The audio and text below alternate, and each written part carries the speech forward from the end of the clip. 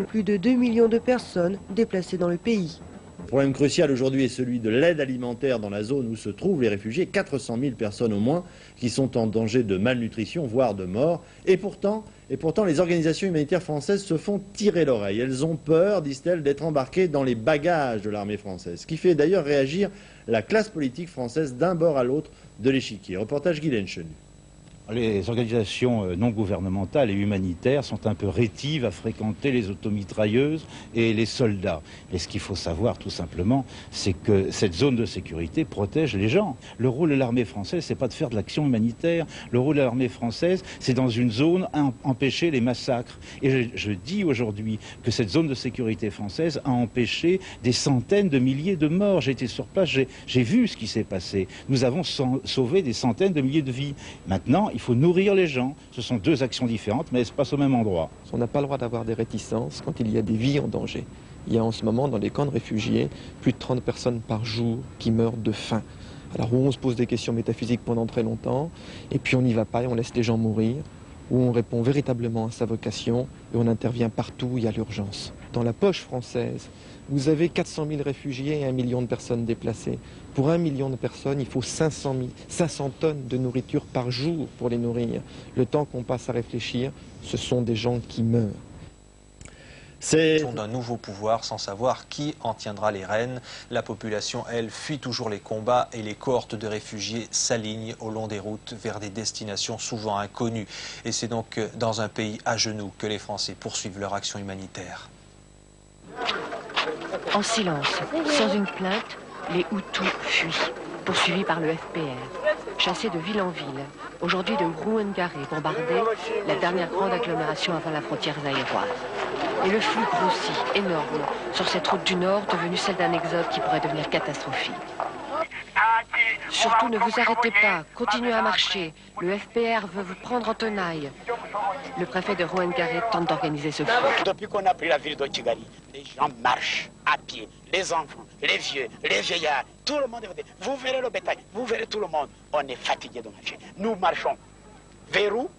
Jusqu'à ce que la communauté internationale nous écoute. Nous ne voulons pas que la majorité de la population soit massacrée par une minorité favorisée par la communauté internationale. Ils s'arrêtent sur les bas-côtés le temps d'une nuit et repartiront, de plus en plus démunis. Depuis hier jusqu'à maintenant, je n'ai pas mangé. Seul le CICR commence à s'occuper un peu de ces Hutus, condamnés à errer pour appartenir au clan des massacreurs. Dans les rares camions de cet immense exode, les miliciens, habillés de neuf. Ils refusent qu'on les filme et l'on comprend trop bien pourquoi. Vous traînez pour rien, nous mourrons. L'armée de l'ancien gouvernement décroche du front, petit à petit. Elle se plaint de ne plus avoir assez de munitions à cause de l'embargo qui la frappe. Ils marchent, vite, tendus. Vers où? Ils disent vers Guissénier, le siège du gouvernement provisoire sur la frontière zaïroise. Mais ils sont sans illusion et ils ne cherchent même pas de refuge vers la zone française. Alors quand on voit ces images, on se dit que bien évidemment, à la fin du mois, la situation ne sera pas réglée, loin de là. Or, la France avait annoncé qu'elle commencerait donc à se retirer à la fin de ce mois de juillet, mais apparemment la relève n'est pas assurée. Non, je ne pense pas. Je crois effectivement il y a un côté guet-apens, mais que la France a bien fait d'intervenir parce qu'on ne peut pas laisser ce génocide enfin, incroyable, comme on n'en a jamais vu en Afrique, se dérouler. Et moi, ce que j'ai remarqué, en fait, c'est deux choses. C'est que la solidarité européenne, effectivement, elle n'a pas vraiment fonctionné dans ce cas. La deuxième chose, c'est que la France a eu beaucoup de critiques parce qu'effectivement, sa politique passée, le soutien au régime du président tué dans l'attentat de son avion, était vraiment complètement excessif, c'est le moins qu'on puisse dire, et on ne comprenait pas vraiment pourquoi il était aussi important. Mais néanmoins, lorsque c'était une mission humanitaire, parce qu'il y a quand même d'abord et avant tout une mission humanitaire, je veux dire, ces critiques avaient quelque chose d'un peu indécent, et quand tous les journaux étrangers ont systématiquement, disons que critiquer la France, simplement personne ne demandait à leur gouvernement, ils ne poussaient pas leur gouvernement à intervenir. Alors maintenant, oui, qu'est-ce qui va se passer fin juillet? Si la France s'en va et laisse cette situation ça semble très difficile. Ça va être très difficile. Si elle reste, on va l'accuser d'intervenir à l'intérieur. Bien entendu. Des affaires Ce qu'il faut espérer au moins, c'est que fin juillet, il y aura évidemment pas les 5500 hommes de la MINUR, de l'ONU, qui seront capables d'intervenir. Il faut espérer qu'il y en ait au moins quelques-uns, on dit 1000 maintenant, de façon qu'il y ait un premier, disons, petit désengagement français, à la fois pour montrer la bonne volonté française qu'on n'était pas là pour rester. Je pense que ça fait dans la tête de personne, il y a l'idée que la France puisse être là pour rester. Vraiment pas, c'est un bourbier. Hein. Et qu'au fil des semaines, eh bien, il y a un désengagement progressif.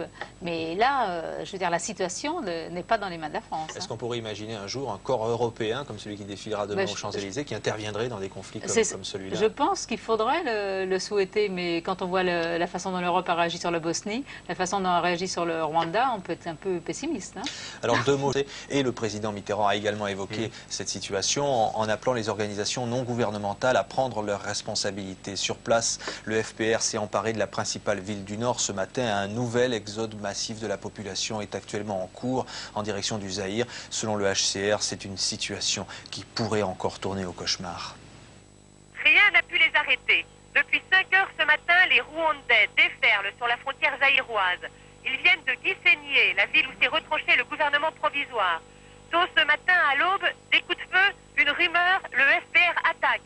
Et des milliers de réfugiés parvenus de tout le pays se sont à nouveau mis en marche, mais cette fois pour l'exil. Les autorités zaïroises, submergées, n'ont pas pu arrêter le flot et ont dû lever la barrière du poste frontière. Ils tentent ensuite de désarmer les miliciens, les individus qui passent avec des machettes, mais la quantité d'armes saisies est bien dérisoire par rapport à tout ce qui est passé au Zaïre. Sur une piste où de nombreux miliciens se sont présentés, les militaires ont tiré pour tenter de stopper l'entrée d'un groupe fortement armé, en vain. Puis ils ont renoncé. Et pour l'instant, ce gigantesque exode se passe sans drame.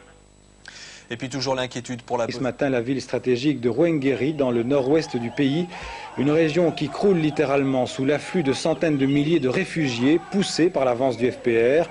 200 000 de ces réfugiés auraient franchi aujourd'hui la frontière zaïroise et la progression des soldats de l'opposition se poursuit. Ils s'approchent ce soir de la ville de Gisenyi, au bord du lac Kivu, et donc de la frontière zaïroise. Le gouvernement intérimaire a été contraint de se réfugier dans la zone contrôlée par les soldats français. Et d'ailleurs, ce soir, la France lance un appel à une réunion d'urgence du Conseil de sécurité pour faire face à l'afflux de ces réfugiés et surtout pour obtenir un cessez-le-feu immédiat si l'on veut éviter, poursuit le gouvernement français, le risque d'une déstabilisation de... Une réunion d'urgence du Conseil de sécurité. La France considère que la situation se détériore de plus en plus au Rwanda et cela à cause de l'afflux massif de réfugiés. La présence de la France reste très critiquée. C'est ainsi que ce matin, une centaine de manifestants ont défilé devant l'ambassade de France à Bruxelles. Ils veulent le départ des troupes françaises. Le retour de 100 000 habitants à Kigali, activité commerciale, il n'y a pas d'eau, pas d'électricité, la sauvagerie des assassinats reste imprégnée dans toutes les mémoires. Kigali n'est pas la seule ville ravagée. Malgré cette situation désespérée, des Belges veulent rester au Rwanda. Reportage de nos envoyés spéciaux Simone Remond et Claude Bullings. Depuis le 4 juin, l'hôtel de la Sabena, l'hôtel 1000 Collines dans le quartier résidentiel de Kigali, est sous la surveillance des soldats du FPR. Un hôtel dont on a beaucoup parlé pendant la crise rwandaise, car c'est là que des centaines de Rwandais menacés s'étaient réfugiés sous la toute relative protection des soldats de l'ONU. Aujourd'hui, les derniers d'entre eux quittent les 1000 Collines pour rentrer chez eux, comme la plupart des déplacés de Kigali. L'hôtel, dont la structure n'a pas souffert, porte les traces des 3 mois pendant lesquels ces réfugiés ont survécu dans des conditions épouvantables. Rien d'irréparable toutefois, mais il faudra sans doute encore du temps avant que les 1000 Collines retrouvent vie. Ce ne sera possible qu'avec la reprise des activités économiques et ce n'est manifestement pas pour demain. Pourtant un Belge de passage à l'hôtel, un des 3 qui sont restés à Kigali pendant les événements malgré la chasse aux Belges. Je suis resté parce que j'ai toutes mes affaires ici. Et je n'ai pas voulu partir parce que je me suis dit mourir sur la route ou mourir chez moi, c'est la même chose. Je me suis débrouillé avec les militaires en payant. Avec de l'argent, on arrive à tout. Jean Brasseur, dont l'épouse est rwandaise et Tutsi, courait un double risque. Il a pu se tirer d'affaire en travaillant pour les gouvernementaux, mais il a presque tout perdu. Revenir, mais la plupart des Belges qui avaient des affaires ici, tout est vidé et pillé. Rwanda Motor, c'est vide. Kigali Motor, il n'y a plus un boulon. Il n'y a plus rien. Les entreprises n'ont pas échappé au pillage ni aux destructions. Elles ont souffert du chaos à des degrés divers. Sera-t-il possible de recommencer et le voudra-t-on? Je crois qu'il faut revenir parce qu'il faut relancer l'économie et ça va faire un boom. Sûrement. Vous n'avez pas peur d'un pays vide? La peur n'évite pas le danger, madame. On y est, il faut continuer. Hein. Le Rwanda, elle souhaite, et je viens de l'apprendre, un cessez-le-feu immédiat et sans préalable dans ce pays. La situation sur place devient en effet de plus en plus critique. Nos envoyés spéciaux Patricia Coste et Philippe Jasselin l'ont constaté dans un reportage commenté à Paris par Florence Mavic. 100 000, 200 000, le nombre de réfugiés qui franchissent la frontière entre le Rwanda et le Zaïre ne cesse de croître. Une marée humaine est en train d'engloutir la ville de Goma, au nord-est du Zaïre. Ces exilés sont en majorité des Hutus, épouvantés, qui fuient l'avancée des rebelles Tutsis du FPR. 500 000 personnes pourraient transformer le bourg de Goma en un gigantesque camp, le plus grand camp de réfugiés du monde. Ces hommes et ces femmes n'ont emporté que leurs biens les plus précieux. Les plus pauvres n'ont qu'une paillasse. Les autorités zaïroises tentent tant bien que mal de désarmer les Rwandais, du moins les civils, car elles laisseraient passer des camions transportant des militaires rwandais en armes. Notre envoyée spéciale, Patricia Coste, accompagne l'exode de ces déracinés. L'exil plutôt que le FPR. Ces réfugiés ont préféré l'inconnu plutôt que les nouveaux maîtres du pays. Hier, une nouvelle attaque du FPR leur a fait craindre d'être encerclés et l'immense cortège s'est mis en branle, calmement, déterminé à ne pas vivre avec le FPR. Ici au Zaïre, ils ne sont pas les bienvenus. Les habitants de la région sont principalement des Tutsis et l'on craint que le moindre incident mette ici la région à feu et à sang. Pourtant, aucune animosité n'était sensible aujourd'hui. Ils sont les bienvenus, disaient simplement les gens de Goma, stupéfiés devant l'ampleur et la misère de cet exode. L'arrivée de ces réfugiés risque pourtant de compliquer le travail des organisations humanitaires et peut-être le déroulement de l'opération turquoise lancée par la France. Goma est en effet la base arrière des forces françaises.